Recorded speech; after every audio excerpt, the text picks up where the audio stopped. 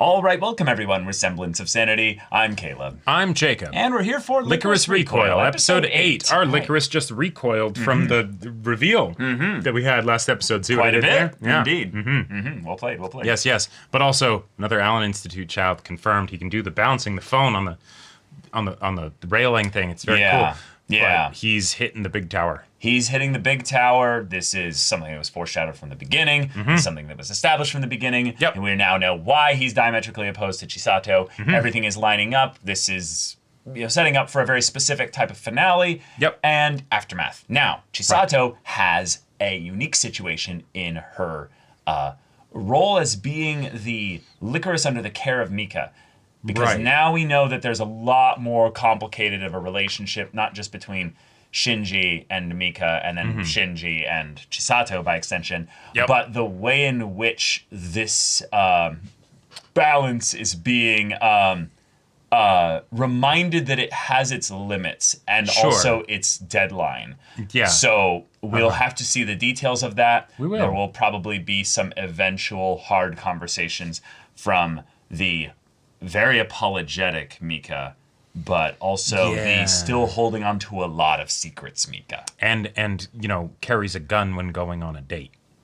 Yeah, but hey, you do you, King. So, Yes. Yeah. Y'all, without further ado, let's get into this. Oh, this is a somber start. Oh. Wine. Blood will be spilled tonight. Oh. All right. You cannot just simply choose. Wow. Damn. Such a fortunate thing. This is reminding me of some of the philosophical discussions of The Matrix. Oh. With like the Merovingian and stuff. It does feel very Merovingian. Oh, is she gonna... Oh, shit. What is this gonna be, like a kidnap situation or like a... Yes! Oh, God. What is that? It's a reward for the mangaka, probably.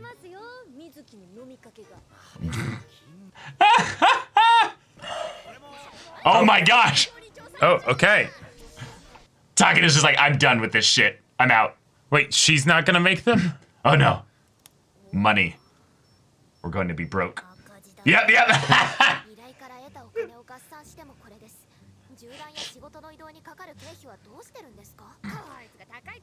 This thing. Yeah. Yeah. Shot through the heart. Yep. Your bullets are too accurate. All right, I will engage my talent. Right this sinking ship. Oh. Okay. Another day, another dollar.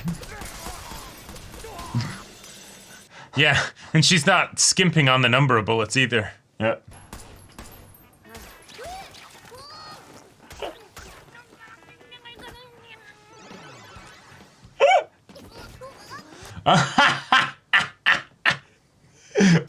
Oh my god. It's not enough. Yeah. God, I love this. Why would you keep the fridge open? I mean, hey, Kurumi's free labor. Oh.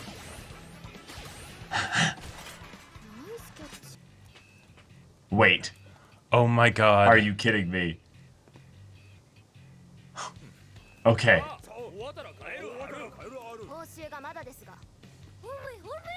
You want us to defuse the bomb?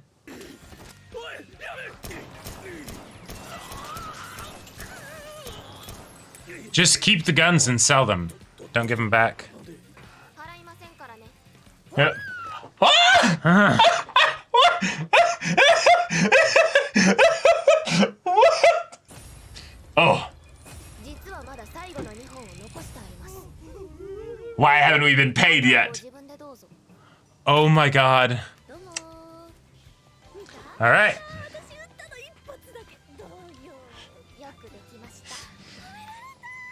And the thing is that while this is all comedy, oh, that's cute as fuck. Yeah. But this is also an aspect of her not being able to use her talent. Okay, you know? sure. What the fuck? It's literally a pile of shit. It's literally the poop emoji. Like, the classical music! Yeah. Avoiding eye contact. No way. It's the sensational aspect of the fact that, like, people are like, I can't believe they actually are selling parfaits that are just piles of shit. Look like piles of shit, yeah. Yeah. It's the shit trending. cafe. Yeah. Wait.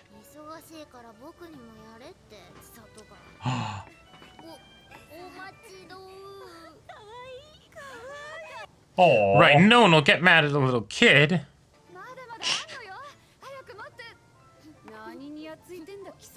Wait. They were fawning over me. Okay, now cut to Shinji visiting, and they put the shit parfait in front of him. Yep. Okay. Yeah.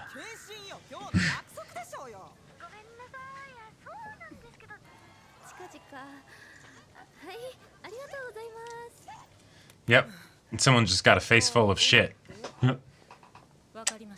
Oh, wow. Nice. Cool. Oh my gosh.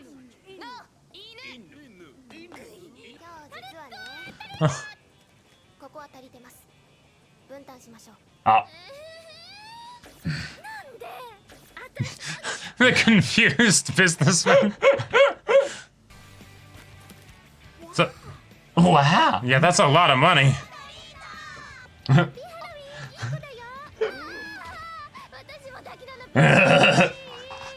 I mean, show her the bag of money, she might then. No! Let's make believe a bank.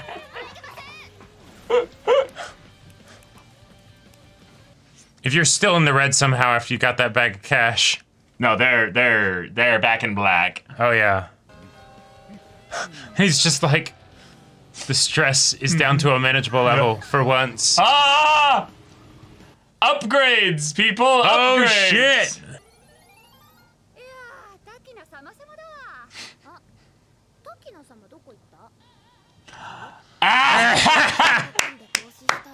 Yeah, see? There you go. This is perfectly legal, I swear.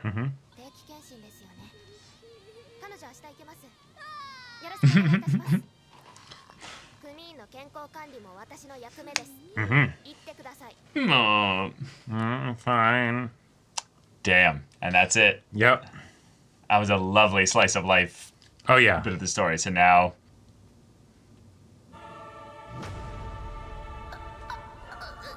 Yep, there it is! And she wondered why it was trending. Yep.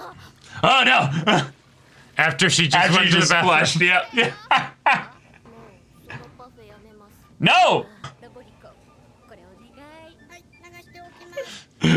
That's great.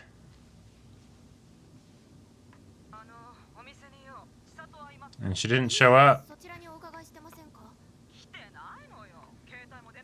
Uh-huh. Wow. I love that. Are they just gonna have Chisato, as bad as she is, have gotten taken off screen? Like, that's how good this lady is. Guy heard from the data from there. Oh, okay. Yeah. Nice.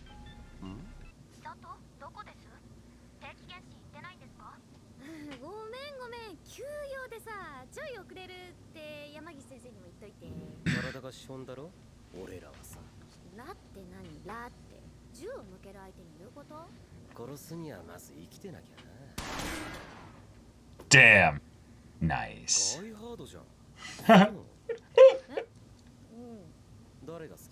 Oh. But Powell's also the one Yes. who can't shoot his gun. Yeah. Yeah. Totally makes sense why she would like him as a character. It's not just that. It's the tough backstory bit. Right. And then the ability to actually, you know, make the shot at the last scene, you know? Yeah. Yeah. Wait, does she not remember? No, Or- no, of course she doesn't remember him. She remembers the incident, but she Oh, no way sure. she'd remember him. Oh, yeah, he's just a rando. Oh, yeah, and he looked totally different. Oh, shit. Oh. So he has incredible hearing or something. incredible hearing, I guess. And maybe he covers his eyes to enhance the focus, you know? Maybe. Limiting one sense. Yeah, because he was also able to do the balancing thing with the phone. Oh. Wait, she was using the bullets even back then? Even back then, yeah. Oh. Holy shit. Okay. That changes things. I really... Huh.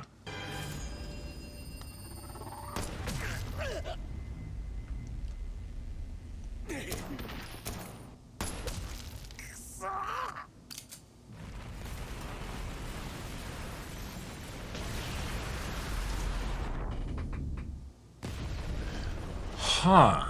All right, let's find out then. How about now? 俺も持ってるぜ。じゃあなんでこんなことしてんの？それ持ってるからにはなんかすごい才能があるんでしょ？お前だって殺し屋じゃねもう一緒にすんな。私はちゃんと人助けする。なんて言われても私にはヨシさんとの約束がある。これはその Your promise with him? Or a promise that you have with each other? Yeah. あんたが私より何知ってるか知りませんけどね。私はやりたいようにやりますよ。 I like that this is a conversation. Yeah, me え。 too. お前は同じだ。アランの練習は純粋なんだ。俺たちの殺しを肯定できるくらいにな。帰んの？ You can tell that talking is coming. Yeah, yeah. Okay. Damn.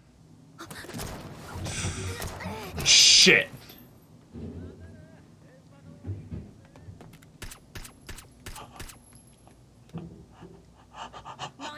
That was awesome. That was really cool. That was so sick. That was... The only reason Takane didn't get it was because he knew she was there. Yeah. 凶悪犯も支援されるものなんですか？ Mika's just like, 聞いてないのか。どっかで拾ったんでしょ。ヨシさんがあんなやつを助けるわけない。 Right, Teach? Oh, 千里、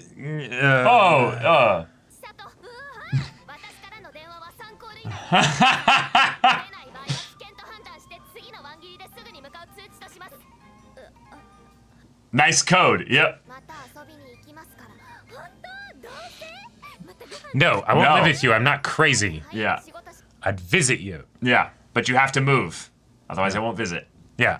I like the way their relationship is based on trading. Like, like Yep. あれからヨシさん来ないね。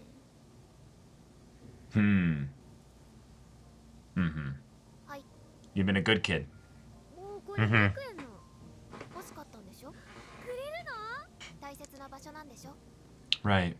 Yeah. 滝菜、 Yeah. ありがとう。 Mm-hmm. 定期検診行ってくだ。 Yo. Oh. 注射。 She's scared of needles. Oh. Oh. 注射が怖いんですか？銃向けられても平気なのに。そうだよ。だって銃。 I can't dodge it. It's going to hit me. That's the point of needles. That's great. That's so good. Yeah. You It just have makes to sit sense. there. Yeah. Oh my gosh. わたね。わた。 Oh, right. And of course, now here we go. Wait. Okay. 毎回こんなに怖がってるんですか？ Well, this is Oh how... my god. And she probably just drugged her. Yeah, exactly. Holy Her fear is shit. actually getting... 今日のは違いますけど。 Yep. Mm-hmm.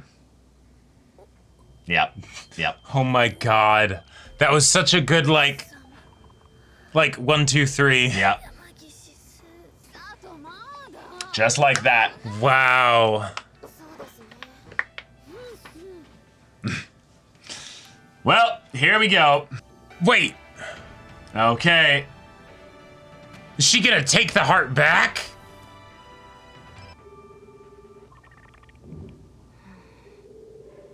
It's go time, baby. Yep. Fucking roll But- out. We're doing this shit. Would this be in the same location is the question. Oh, fuck. Oh, just stop the heart. 君のせいだよ、ミカ。 Oh, my Oh God. shit. Oh shit. I'm, Is this I'm g- so hyped. All right, I love this episode. This might be my favorite episode of the show so this far. episode, this episode gave the last one a run for its money and did a Oh, yeah. lot more. Yeah, like- because not only did it have the beautiful, like, visual storytelling throughout and everything. But then it had this wonderful conversation between our protagonist and the antagonist. Yeah, the what's his face? Majima. He's what's the name? Character's name from Gurren Lagann? That's the Viro. Yeah, he's the Viro. He's Viro. Yeah. And Exactly. I love it. I love that he's not just the antagonistic figure and all that stuff, even though he's definitely opposed to the main characters. Right. That made that interaction very interesting. Very interesting. And it gives me one of the things that I love so much is multiple antagonists and antagonists that potentially have contrary motivations. Right. So then you can have just more chaos, more things happening. Love it. But also, I gotta say, the antics of this episode with regards to the slice of life stuff. Yes. I feel like, well, it worked a lot better for me than the previous episode, and I would say even I now feel like I understand a bit better why, while I loved the previous episode's antics, I actually like some of the other episodes' antics more. This one had an objective. It had a specific thing that it was about, right? It's the cafe's losing money. All right, how do we fix that, right? Right. And then it informs all of the other stuff that happens and all of the silliness that comes from that. Yes, and it's all happening under the guise of the episode starting with this very almost dark but funny, taken in context, pondering of, no, you don't have choice or free will. You don't Right. have that there. Like, no, everything is designed and set apart innately so that you will end up going down the path that we design. And then the thing that's outside of their control effectively leads to them making a choice to adjust all these little things to then make things better. Which also thwarts your plan for like kidnapping Chisato. Right. And your super top agent or whatever is just, I've been undercover for like 4 days. Yeah. Like it's I'm wasting time. All of that was essentially delayed by so much time. Like for because someone of Takina just deciding, fuck it, I'll do it myself. You know, like as far as somebody that brilliant. I love antagonists that bring up things of strong conviction, and God is a wellspring of conviction for narrative, right? Yes. But you also see Chisato regularly. This feels more like the universe should run this way rather than this is how it actually runs, because you are regularly touching base with the embodiment of chaos herself, and while she is definitely extreme, there was actually a point brought up of he has not come here actually since. Not since then. Yeah. But like, if this is his like general philosophy and he has frequented the cafe and everything, I'm like, and yet, like the potential point of conflict is, but things aren't going my way. So I guess it is more of the things should be this way. It's not that. It's that it inevitably goes this way, I think, is also the other thing. Because she was kidnapped. Yeah. She was taken. She did have her heart almost like ridiculously over the top electro-zapped, which I thought was probably kind of my least favorite part of the episode, was they just decided to be like, oh, and it like makes all these sparks and everything. I'm like, no, we get what's going on here. Right. Well, actually, that made me not sure what was going on, because if it's just that they want to make sure that she doesn't wake back up from being drugged, and so we're going to actually stop her heart. Okay, cool. And she has a different heart, so it's not it's not going to be like a regular heart. So maybe they have some special way. I wasn't meaning I know why they're doing it. It's what they're actually doing here. Is applying electricity, but they're making it like, this is Frankenstein. And it's not just like, all right, charge to 300, clear. Okay, cool. Her heart stopped. Force lightning is being activated. Well, here. and I will say, silly. I will say some aspects of the gifts that they bring up do feel a bit odd, because with the fact that Chisato didn't kill people even back then at the tower. Okay, that's good to know. That's new characterization, because I thought for sure that like. Granted, she was a very different kind of person back then. Mm-hmm. She was ruthless and not the bubbly kind of person. But given that that's how she was, I don't understand why she wasn't killing people, given that that's kind of like a regular Lycoris thing. So we'll have to see if that was actually a thing that we misattributed because of some perspectives. Maybe Mika did that to be like, hey, I don't think this should happen. She's too young to be a Lycoris or something like that. But then we also have the idea of, okay, Majima's thing is some kind of crazy hearing, Daredevil style echolocation and all that stuff. But it also, the thing that was established for the, hey, he can do crazy shit, is him balancing the phone. And maybe I'm harping on that too much. No. He has a lot of specific things. Right. But that's the thing that I want to bring up, is that once the Allen Institute does their fuckery with somebody, maybe there's the specific thing that's a lot more noticeable. You can use echolocation from your hearing so you don't need eyes anymore. But there could also be things that they've put in while they were messing around and doing the surgery. Yeah. No, I think that's absolutely what it is. They're making superhumans. It's not supposed to be this like literal anime power of I can clap my hands and suddenly people switch positions. But the reason why I brought it up is because it's like being healthier. But from the previous episode, my understanding of the way that they would have potentially had some influence over Chisato, other than maybe being very powerful and being able to send somebody to go grab her whenever they want, is if we created your heart, we might have an off switch for it, right? And so then there's more ridiculous now that I think about it. Maybe, but at the very least, it'd be a lot more crude. And I thought that was where they had leverage. But now that they're doing all of this stuff, that's not how it is, and that means that it could go into some very, very funky different directions. I think that the point is that it's what he talked about at the beginning of the episode. Nobody has choice. You guys don't have free will.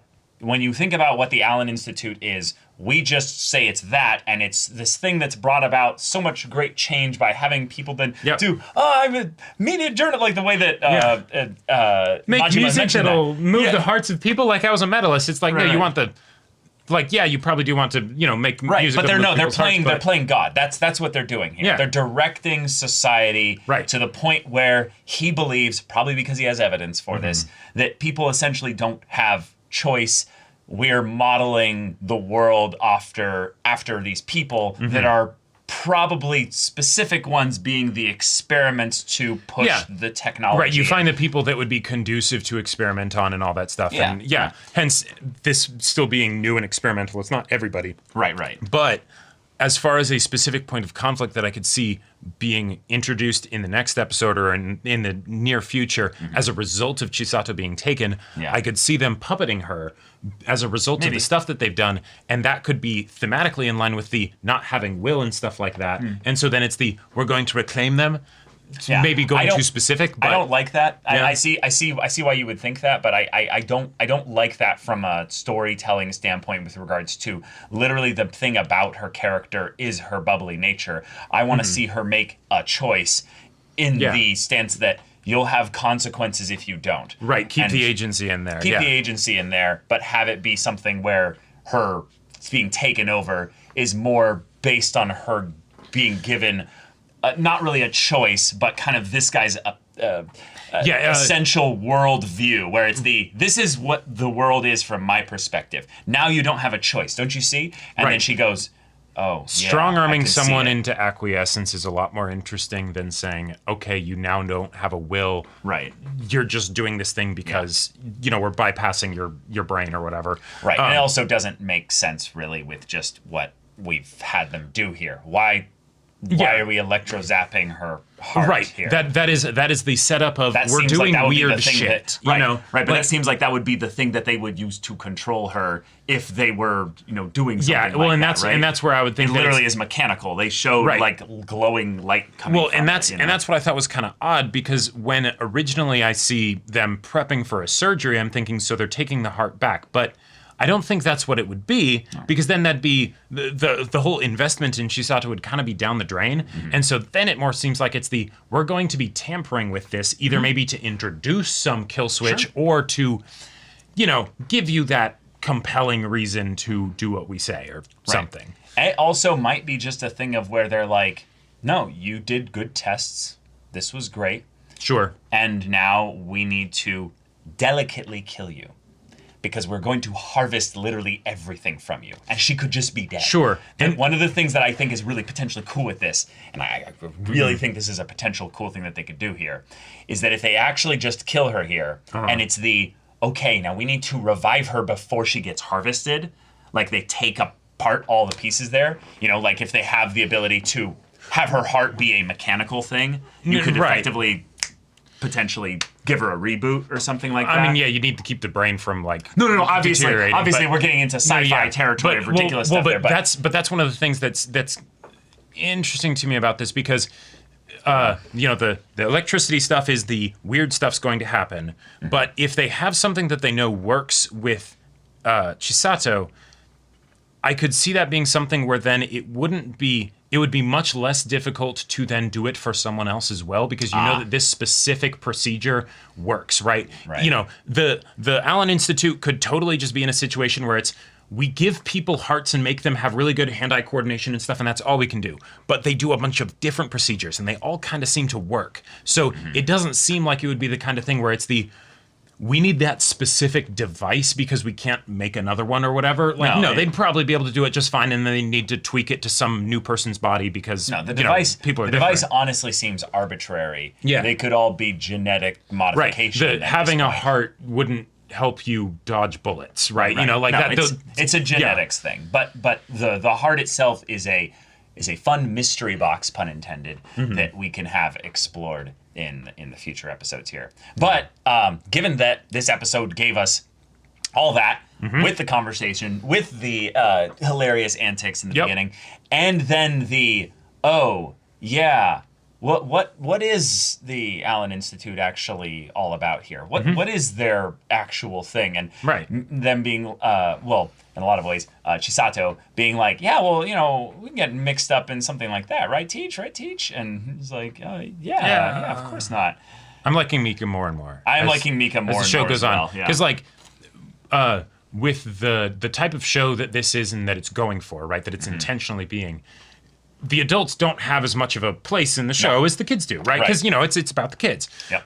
But the things that they're doing with Mika in those small moments, I'm really enjoying. The silence that speaks volumes, the reasons why with the way that he is, the person that he is, the environments that they're in and everything, even though he is present and active, he can't fix everything for them. I really like that. Like, it's a fun way to still have the parental figures while still making it be something where it's the high schoolers that have the most agency and need to figure out how to save the situation. Yeah. But I wanted to bring up something that is a bit of brilliant writing, I would say, in the conversation.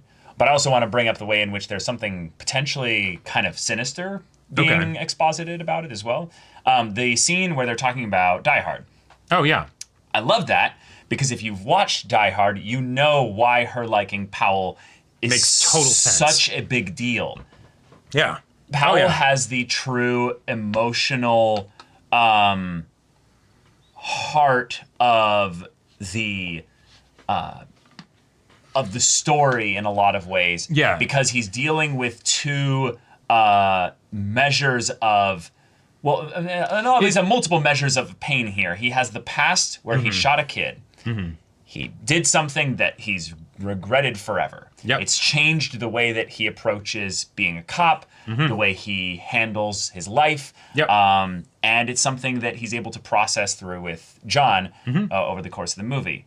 But at the very end of the movie, we have the scene where he's able to actually use his gun in a way that helps saves them from one of the terrorists that's like still alive. Yeah, and it's like, oh shit, is this all gonna end terribly? And then Powell, covers for him. Yeah. And that was such a powerful character arc for him to go through for being such a small side character in the grand scheme of the story. But the idea that she likes that, we know obviously why. It's really, really cool there. But I think what was really almost wild in a way was that Majima also liked Powell. Yeah, and he's like, in that bit at the end. Yeah, like it was a wonderful way to showcase. You get what I'm cooking, right? Like you guys aren't that different, right? Like Chisato has a very naive look at things because we're the good guys and all of that stuff, which is kind of interesting because if she doesn't believe in killing people, and she also she is a Lycoris, but she doesn't work directly for the whole DA and everything. But at the same time, those are the people that send out children to kill people. They're bad guys, though. Right, We're all bad guys. Right, but still, for Chisato, she has enough of an understanding that killing people is wrong that she doesn't do it, and it wasn't just a personal decision. It would seem like that seems like something that she was taught from a very young age, and yet she's like there are some wires that are crossed in ways that don't seem like that should work. Right, and we haven't seen Chisato in conflict about this really, so. Yeah. And originally I thought that was just because it came from a very traumatic extreme moment. And so now she's a choice. But now it's like, is it? But then also if that's not the choice that she was supposed to have from the perspective of the Allen Institute, how did it come about? Was it Mika, and why is it so extreme? And if it didn't come from Chisato, is it actually going to stick around? Why has it stuck around this long? Could it be removed, if she saw things differently all of a sudden? There's a couple things that I think are very sus about this, and I'm glad that you caught on to like all the stuff like I was cooking with this here, because this feels sinister to me in a level that is I feel like it's not intended. I feel like it's something that it feels a bit eerie to me, was that the Allen Institute's thing is making these people basically do things in such a way that they'll do extraordinary with their results God-given with talents. it. Yeah, exactly. Regardless of the why, that's essentially what they're doing. If you have the idea of bringing in perspective with how you approach things in your environment being also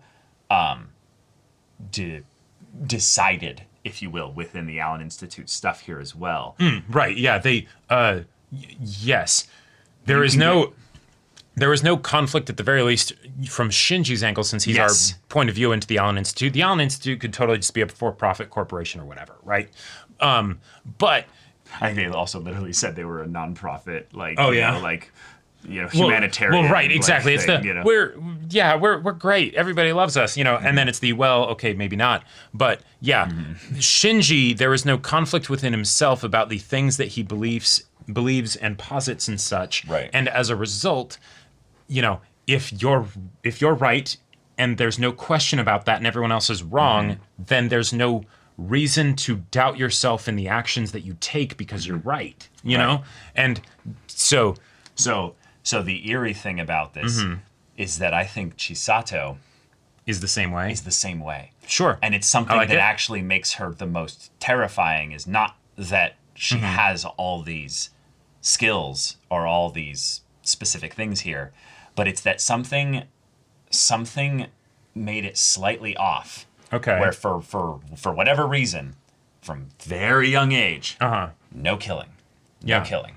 She's very adamant about that. We don't know why still exactly. Yep. But all conflict surrounding that, like literally all conflict surrounding that, is virtually non-existent. And they made it even more non-existent because even if she did have some crazy experience as a result of the tower being taken down, and that caused her demeanor to shift, the no killing predates that. And it wasn't changed by that. So that means it is fundamentally disconnected from that and not reliant on that in any way. Right. Unless she changed in some way that made it that way, but then... It could still be a similar related thing. Right, but then the story would then have to indicate to us that is the case. Right, as of what we have right now, completely disconnected, which is at this point wild. Right, at this point it's something where I'm trying to make sure that I don't go off into kooky land, even though I'm already kind of in kooky land right now by bringing this up. I mean, it's bringing us up some kooky stuff for us to feed off of. But it just makes me very nervous for a Chisato, that if she's still alive, if she's still involved in the story in a way that she has agency,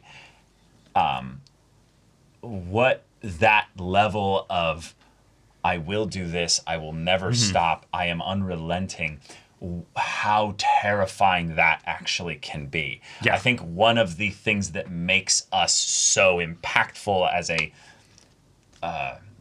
as a group of beings with which we can discuss and collaborate and connect and work on things is that we don't have some necessarily inborn thing like that makes us compulsion or whatever. that makes us I mean, you can get brainwashed and you can believe things a certain way and stuff, but you usually have internal doubts. You have things that'll go off like fear. You have things like uncertainty, doubt, and all these things that actually in some ways keep you safe, but also I'd say in a lot of ways, keep everybody else safe Yeah. from that level of like, oh, I don't care about the external stuff coming in. I will do things this way. And I think that's what we're basically having pointed out here through the Allen Institute, is that's where they've been taking things to. Yes, for sure. With the Allen Institute, completely. And then how that relates to Chisato, We'll see. we'll see. Yeah. But with regards to the thing that I want to say, in addition to highlight why the whole